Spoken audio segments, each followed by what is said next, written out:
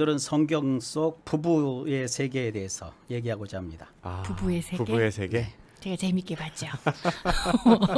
네, 궁금하네요. 네, 성경 속 최초의 가정을 이룬 맨 처음 부부는 아담과 하와입니다.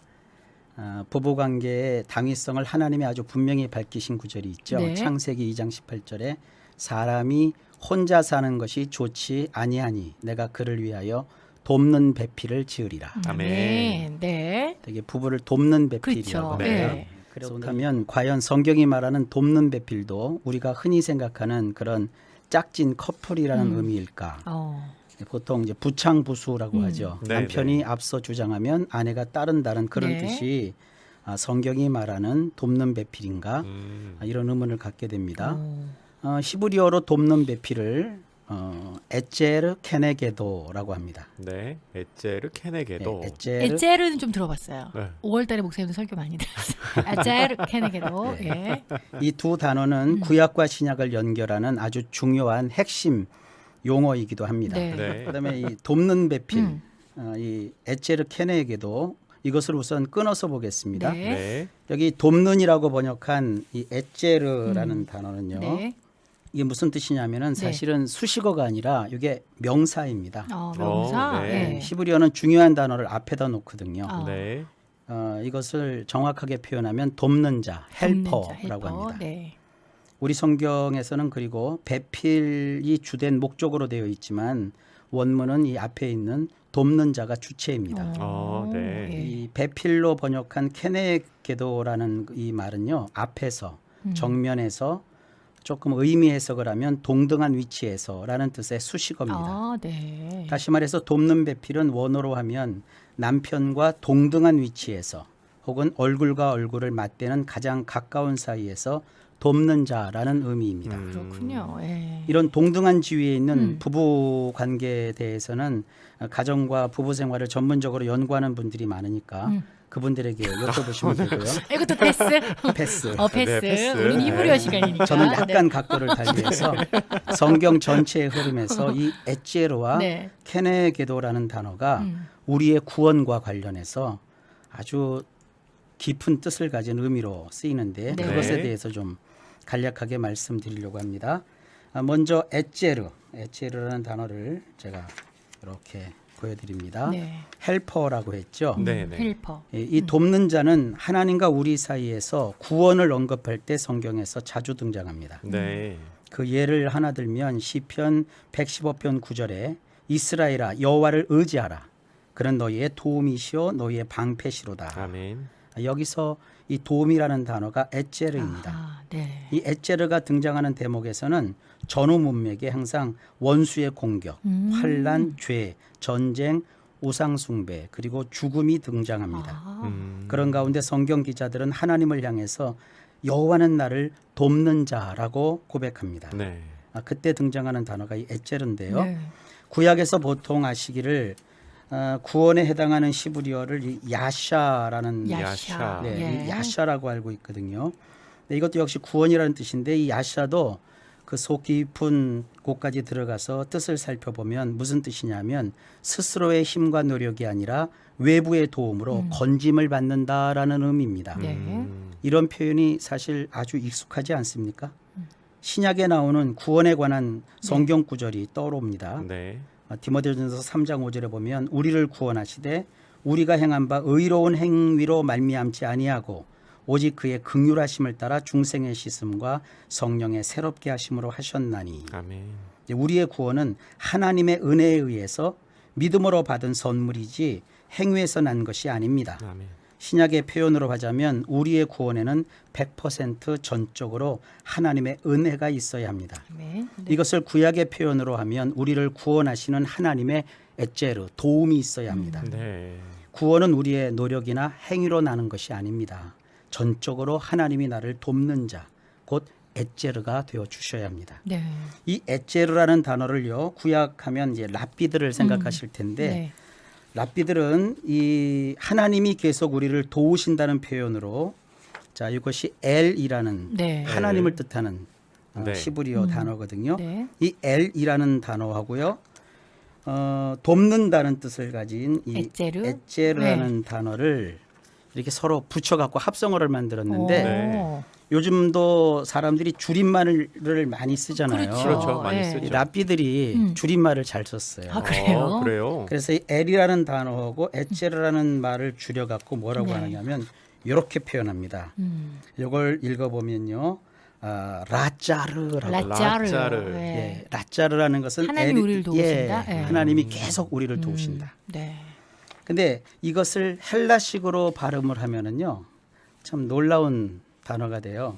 이 라짜르를 헬라식으로 하면은 라짜로스가 됩니다. 라짜로스. 라짜로스. 헬라어입니다. 네. 네. 이 라짜로스를 우리말 성경에서는 음역하기를 나사로라고. 나사로? 네. 이건 아는 거네요. 그분요? 나사로 그분이네요. 그분? 우리 나사로는 음. 죽어서 천사들에게 받들려 아브라함의 품에 들어갑니다. 네. 네. 이것은 나사로가 구원받았다는 의미잖아요. 네. 그의 이름에서 거지였던 나사로가 구원을 받은 이유를 유추할 수 있습니다. 그는 비록 헌대를 나르며 부잣집 대문 앞에 버려진 채 부자의 상에서 떨어지는 것으로 연명하던 자였습니다만 그의 삶은 나사로라는 이름의 뜻 그대로 하나님은 나를 돕는 자이시다. 나를 구원하시는 분이시다. 현대어로 하면은 예수님은 나의 주님이시고 구세주이시다. 네. 이런 표현 쓰잖아요. 네네. 이런 믿음의 고백이 있었기 때문에 이 나사로라는 사람이 구원을 이야기할 때 성경에 등장하는 것이다. 이렇게 상상해 볼 수 있습니다. 네. 특별히 그 사람이 뭘 대단한 걸 해서가 아니라 그렇죠. 그래서 하나님이 나의 구원자이시다는 것에 네. 대한 고백에 대한 네, 우리도 뭐 구원받는 게 뭐 네. 잘해서가 아니잖아요. 그렇죠. 교회 문고리를 네. 1000번 잡았다 놨다면 구원받는다. 뭐 그런 거 아니잖아요. 네. 네. 예수님은 나의 구주요, 나의 주님이시다. 평생 음. 예수님은 나의 구세주이시다. 이 네. 고백함을 통해 우리가 구원을 받는 것과 똑같습니다. 네. 네. 자, 이번에는 케네 기도에 대해서 말씀을 드리겠습니다. 이 케네 기도라고 할 때 그 앞에 케는요. 네. 접속사입니다. 근데 본 뜻은 요 네게드라는 네게드. 단어입니다. 네. 이 네게드를 보통 앞에 있는, 옆에 있는, 동등한 위치에 있는 뭐 이런 식으로 번역을 하는데 네. 이 단어의 기본 뉘앙스는요. 뭐 옆에 있다, 앞에 있다 이런 게 중요한 게 아니라 네. 옆에 있고 앞에 있으니까 아주 가까운 곳에 있어 가까운 곳. 눈에 잘 보인다. 그런 의미군요. 네. 눈에 잘 띄인다. 네. 이게 핵심이에요. 신약에서 부부관계를 이야기할 때 이 네게드의 개념이 확 다가오는 구절이 하나 있어요. 네. 고린도전서 7장 5절에 보면 서로 부부는 분방하지 말라. 다만 기도할 틈을 얻기 위해 합의상 얼마 동안은 하되 다시 합하라.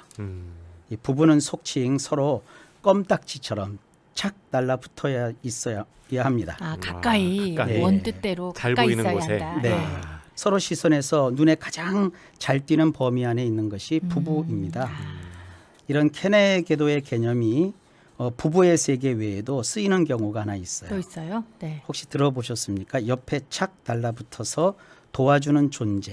네. 옆에 목사님? 있다. 주목사님? 파라클레토스. 네. 네. 역시.